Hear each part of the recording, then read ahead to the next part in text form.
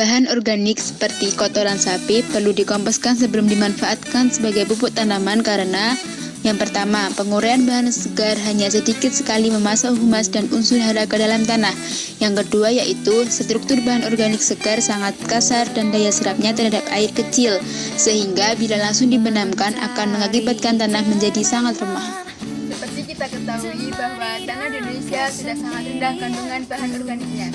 Sehingga untuk memperbaiki sifat kimia, sifat fisik, dan sifat biologi pada kesuburan tanah memerlukan pupuk organik yang memanfaatkan kotoran ternak sebagai bahan utamanya. Pupuk organik mengandung unsur-unsur yang sangat berguna bagi tanaman dan juga bermanfaat untuk mikroorganisme tanah, kelangsungan hidup tanaman, sehingga mendukung pertanian yang ramah lingkungan.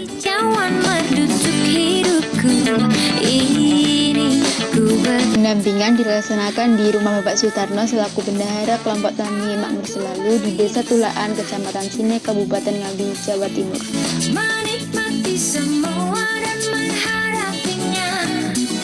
Bahan yang digunakan dalam pembuatan pupuk kompos yaitu kotoran ternak. Di sini digunakan 50 kilo sekam, kemudian kalsit menggunakan 1 kilo, lalu air 5 liter, tetes tebu,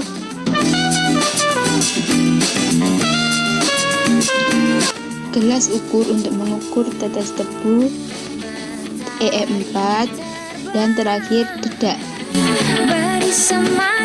Cara pembuatan: buat dulu fermentor dengan cara menuangkan tetes tebu sebanyak 2 gelas ke dalam air 5 liter.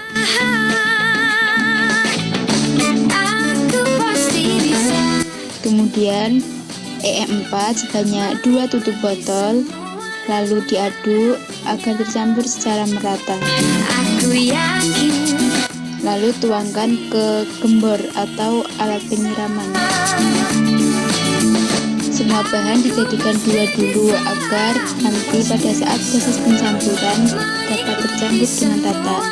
Tuangkan setengah sak kotoran ternak, lalu ratakan dibentuk bentuk persegi. Lalu pada lapisan kedua tuangkan sekam. Pada saat praktek ini kita menggunakan abu. Lalu dedak,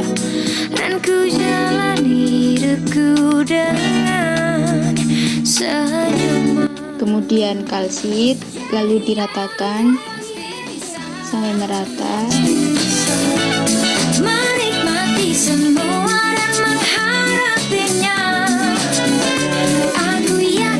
Dan yang terakhir yaitu tuangkan atau siramkan tetes tebu. Tetes tebu yang telah dicampur dengan air dan E4 yang disebut fermentor. Ulangi lagi seperti langkah pertama tadi. Manfaat pupuk kompos yaitu 1. Memperbaiki struktur tanah bergelembung sehingga menjadi ringan. Yang kedua, memperbesar daya ikat tanah berpasir sehingga tanah tidak berderai.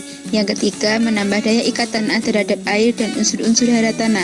Yang keempat, memperbaiki drainasi dan tata udara di dalam tanah. Yang kelima, mengandung unsur hara yang lengkap walaupun jumlahnya hanya sedikit. Yang keenam, membantu proses pelapukan bahan mineral. Yang ketujuh, memberi ketersediaan bahan makan bagi mikroba. Dan yang terakhir yaitu menurunkan proses mikroorganisme yang merugikan. Seekor sapi mampu menghasilkan kotoran padat dan kotoran cair yaitu 23,6 kg per hari dan 9,1 liter per hari. Seekor sapi muda kebiri akan memproduksi 15-30 kg.